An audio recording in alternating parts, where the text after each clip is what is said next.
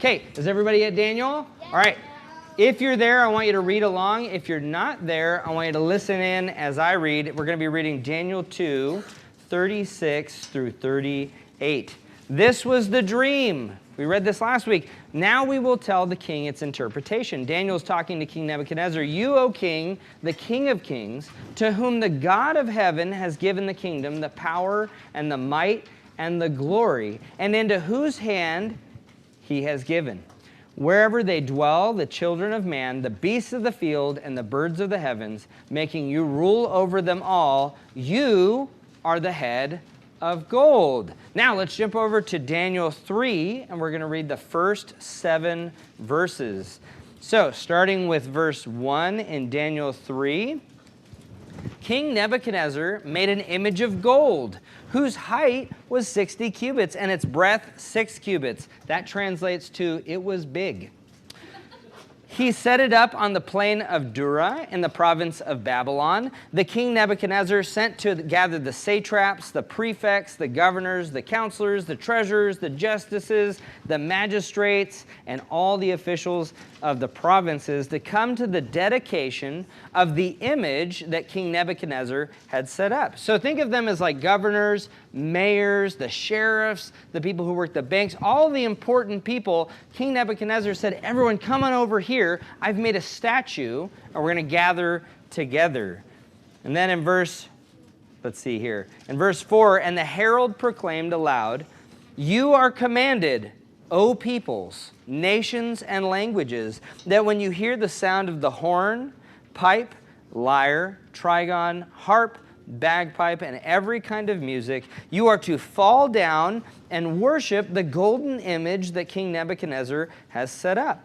And whoever does not fall down and worship shall immediately be cast into a burning fiery furnace. Therefore, as soon as all the people heard the sound of the horn, pipe, lyre, trigon, harp, bagpipe, and every kind of music, all the peoples, nations, and languages fell down and worshipped the golden image that King Nebuchadnezzar had set up. Now, if you claim to be a person that follows Jesus, that follows God, that believes in God, we should immediately see this and go, that doesn't sound good. Part of the reason I wanted us to look at Daniel 2 because Daniel told Nebuchadnezzar that the God of heaven has given you these things. The God of heaven has given you authority. He's given you the money. He's given you the satraps, the governors, the land. Everything belongs to you, and it was given to you by God. But listen up. What Nebuchadnezzar heard was making you rule over them all. You are the head of gold. Nebuchadnezzar wasn't paying attention to the part where they said, God gave this to you. Nebuchadnezzar was hearing the part where he said, you are the head of gold. And so Nebuchadnezzar, his head got big. Have you guys ever heard that before? His head got big, right? He was dealing with pride. And that's kind of a joke because the idol was him. It was a giant. He is the golden head, and now he's got this golden statue. His head got big, figuratively and realistically. He made a statue of gold of himself, knowing that the God of heaven had given him all things. Daniel predicted his dream. Sorry, didn't predict. He translated his dream for him so he could understand it. And yet he didn't hear the part about God. He didn't hear the part about God giving him everything. He heard, I am the head of gold. I am powerful. I am good. He was so blinded by his pride, he couldn't even see the hand of God. His head was so big, literally and figuratively, that he could not see what God was doing. He only saw himself, even after the dream was so clearly interpreted by Daniel. Think about it. The end of chapter 2 was Nebuchadnezzar saying, let's turn to verse 37 again. You, O king, you, O king, the king of kings, to whom the God of heaven has given the kingdom, the power and the might and the glory. He had just been told that. He had just been told that God had given him all these things. He recognized God's power, but was blinded by his pride. He so quickly forgot who gave him all things because he put himself in front of God. He put himself on the pedestal. He elevated himself to the point that he made himself God. And that's why point number 1 today, always put God first. always put God first.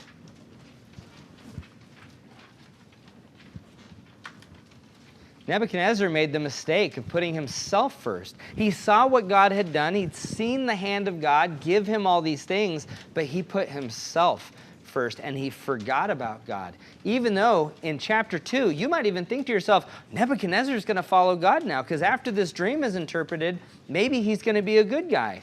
But we see already in chapter 3, he's only focused on himself. He sees that he's the head of gold, and he replaces God with a statue of himself, the audacity, the pride. If we claim to want to follow God, we have to ask ourselves, who is first in our lives? When we face the opportunity to sin, eyes up here real quick, because we all raised our hands that we're sinners, right? We were just asked. When we face the opportunity to sin, we have to ask ourselves, who's first in your life? Is God first? When you have the desire for someone else's cookie more than God saying not to steal, right? Do you put yourself above God and say, I still want what I want? Cookie, obviously being a joke, but if there's something you want that your friend has, that's coveting, right? That's desiring something that God didn't give you. It's a lot of screaming. They're having too much fun over there. So, we have to ask ourselves, who's first? Am I first or is God first? Is my desire to hide the truth or to change the truth more important than God's command not to lie? When having to choose whether or not I'll speak truth or speak a lie, do I consider God or do I only see myself? Because it would help me to lie, but God says not to. So who's first in your life? Is your anger at your brother or sister more important than God's command not to commit murder? How many have gotten angry at their brother and sister? All right, how many can say that there were moments in your life where you're like, I hate my brother, I hate my sister? A lot of hands up. Honestly, that's honest. But you know what Jesus says about hate? Do you guys know what Jesus says about hate? It's murder in your heart. And we're called by God not to murder. So does how you feel, is that more important than God?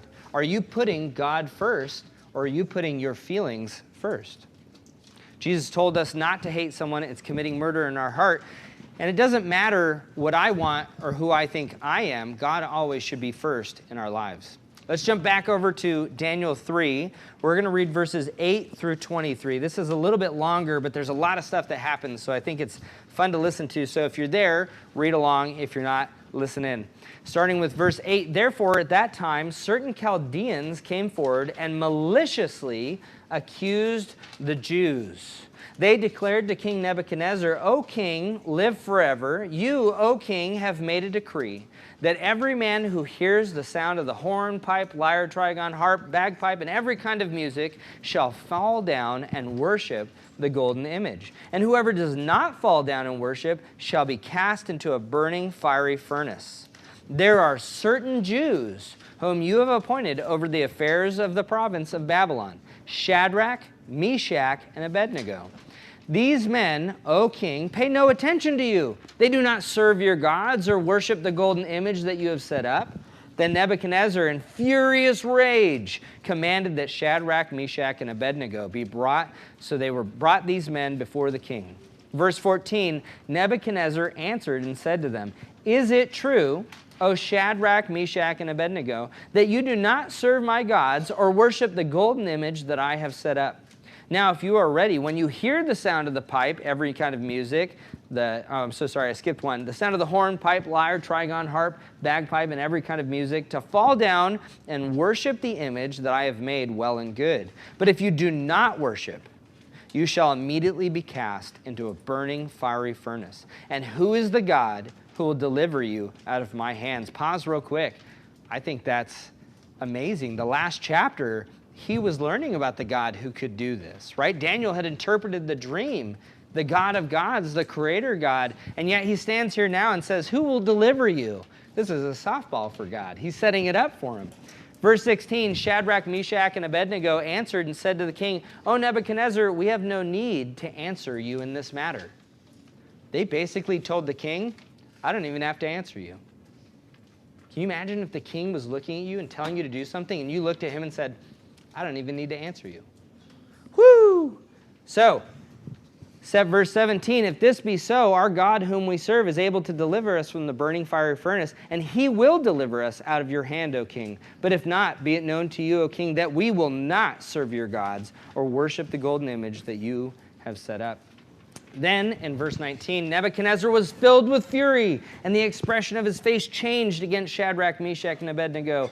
He ordered the furnace heated 7 times more than it was usually heated. And he ordered some of the mighty men of the army to bind Shadrach, Meshach, and Abednego, and to cast them in to the burning fiery furnace. Then these men were bound in their cloaks, their tunics, their hats, and their other garments, and they were thrown into the burning fiery furnace, because the king's order was urgent, and the furnace overheated. The flame of the fire killed those men who took up Shadrach, Meshach, and Abednego. And these 3 men, Shadrach, Meshach, and Abednego, fell bound into the burning fiery furnace.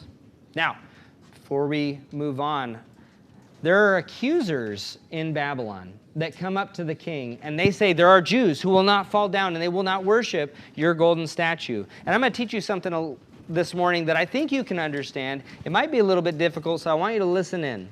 The word Satan in Hebrew means adversary or accuser.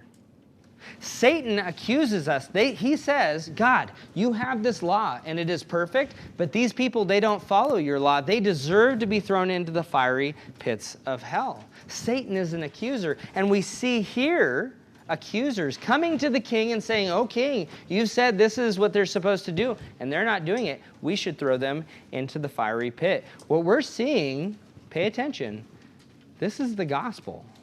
We're going to see it a little bit more, but this is the gospel. What's happening here is that Nebuchadnezzar, the satraps, the governors, the rulers of Babylon are actually being told what the good news is, that God is a God who saves. And we're not there yet, but I wanted to point that out, that Shaitan in the Hebrew, or Satan, actually means the accuser. He's the adversary. He's the one that when we die, he's going to say, they did all these bad things. Look at all these bad things. And we know now, but because of Christ, we can be saved from those bad things, even though we have an accuser. Shadrach, Meshach, and Abednego were willing to die for their faith, though, even though there were these accusers. Now, can you imagine being these 3? We have to ask ourselves, if we were in their position, would we stand with God or in the face of accusation? Would we stand with God in the face of the world telling us to turn from God? Would we stand with God in the face of a horrific death? Would we be willing to stand there and say, no matter what you say or do, I will not serve this statue? We have to ask ourselves that. And it's a scary thought, but it's also a revealing one. Do you really believe in God? Are you willing to stand firm, right? They heated that furnace 7 times more than it was usually heated. That normal furnace could have burnt them up by itself, but they heated it up 7 times to the point where the guards themselves literally died walking them to the furnace. That's how hot this was. I think of how this story ends. We need to remember that there are going to be times in our lives where it just seems like there's no hope, that there's no safety, right? That everything around us is falling apart. Can you imagine being those 3 and walking up to the furnace and the guards themselves start falling down? Oh man, your heart would be beating fast. You'd be asking yourself, did I make the right decision? Right? But they stood firm. They kept going. And so point number 2 this morning is going to be, this clicker is silly. Stand firm in your faith. If you believe in God, or you say you believe in God and you follow Christ, we have to learn to stand firm in our faith. Your faith will be challenged at some point in your life, whether small or large, like we see with Shadrach, Meshach, and Abednego. And God gives us opportunities to stand firm in our faith. God trains us up to stand firm in our faith. If you believe in God, if you truly want to follow Him and you believe in what Christ has done for you, you will have opportunities in your life to stand firm for your faith. The world is going to accuse you. The world is going to say what you're doing is wrong, and you will have to make decisions where you will either stand firm with your faith and walk towards that furnace, or choose not to and bow down to something that God has told us not to do. Who is first in your life? will you stand firm? These are questions we have to ask ourselves. Now, Shadrach, Meshach, and Abednego did not waver. They stood strong through what is probably one of the scariest situations imaginable. But let's read on. I know most of you know this story, but if we take it chunk by chunk, I think we can jump into their shoes for just a moment and experience a little bit of what it might have been like to be in that scary situation. Jump to verse 24. Then King Nebuchadnezzar was astonished, and he rose up in haste. Whoa, pause. What just happened? So these three men, they went into the furnace. The guards themselves died. The king is sitting there, and then all of a sudden he stands up, and his eyes go wide. King Nebuchadnezzar was astonished. He rose up in haste, and he declared to his counselors, "Did we not cast 3 men bound into the fire?" And they answered and said to the king, "True, O king." He answered and said, "But I see 4 men unbound, walking in the midst of the fire, and they are not hurt, and the appearance of the 4th is like a son of the gods." Verse 26, then Nebuchadnezzar came near to the door of the burning fiery furnace, and he declared, "Shadrach, Meshach, and Abednego, servants of the Most High God, come out and come here." Then Shadrach, Meshach, and Abednego came out from the fire, and the satraps, the prefects, the governors, and the king's counselors gathered together and saw that the fire had not had any power over the bodies of those men. The hair of their heads was not singed, their cloaks were not harmed, and no smell of fire had come upon them. Nebuchadnezzar answered and said, "Blessed be the God of Shadrach, Meshach, and Abednego, who has sent his angel and delivered his servants, who trusted in him and set aside the king's command and yielded up their bodies rather than serve and worship any god except their own God. Therefore I make a decree, any people, nation, or language that speaks anything against the God of Shadrach, Meshach, and Abednego shall be torn limb from limb, and their houses laid in ruins, for there is no other God who is able to rescue in this way." Then the king promoted Shadrach, Meshach, and Abednego in the province of Babylon. What a turn of events. They were being walked to a furnace where they were surely going to die. And the king had even said, "What God could save you?" And then we see at the end, he sees very clearly what God saved them. It's their God. King Nebuchadnezzar stood up quickly, and there were these 4 men in the furnace now where there were 3. Let's look at the comparisons real quick. I want to go through this. There were 3 people who believed and lived in faith. And then there was these accusers that came along and said, these men deserve to be thrown into the flames. They said, they have sinned against what the king has said, throw them into the fire. And these believers were ultimately saved from the flames, and someone else is with them. This is the gospel. God had shared the good news with Nebuchadnezzar, the leaders of Babylon. It says the satraps, the governors, the mayors, everybody was there, the counselors. They got to see the kind of God that saves. They got to see what God does. They got to see the gospel. And that's a beautiful thing. Way before Christ, they got to see the kind of God that we know and that we love and that loves us.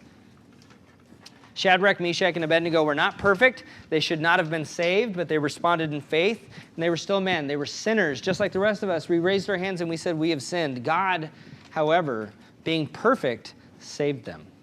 The flames being a symbol of hell, it consumed the guards who took them there, but it didn't consume God's people. God's people were safe. God was sharing the gospel with Nebuchadnezzar. I mean, think about it. The hair of their heads was not singed. Their cloaks were not harmed, and no smell of fire had come upon them. How many of you have ever done like a campfire? Yeah, and you stand close to it, and you come home, and you're like, wow, I smell like a campfire. It'd be like days, and your hair smells like it. They came out of the fire, and they didn't even smell like the furnace. They were protected so much by God, they didn't even smell like the flames that they were standing in. They were not harmed. And this was a miracle for them to see the power and love of the one true God. The people of Babylon, the leaders of Babylon, to see the kind of God that we serve. So point number 3 is maybe see the power of God and believe. That was the whole point. God was showing these leaders of Babylon who he was. They were meant to see the power of God and believe. There is no other God who can save. That golden statue is just as powerful as this microphone. It's not going to do anything to save you. It's just as powerful as this piano. It's just a bunch of gold shaped into the image of man. But we as humans, we're shaped in the image of God. And we serve a God who can save us, who offers to save us and save Shadrach, Meshach, and Abednego. And because of that, we can see the power of God and believe. The guards didn't have that faith.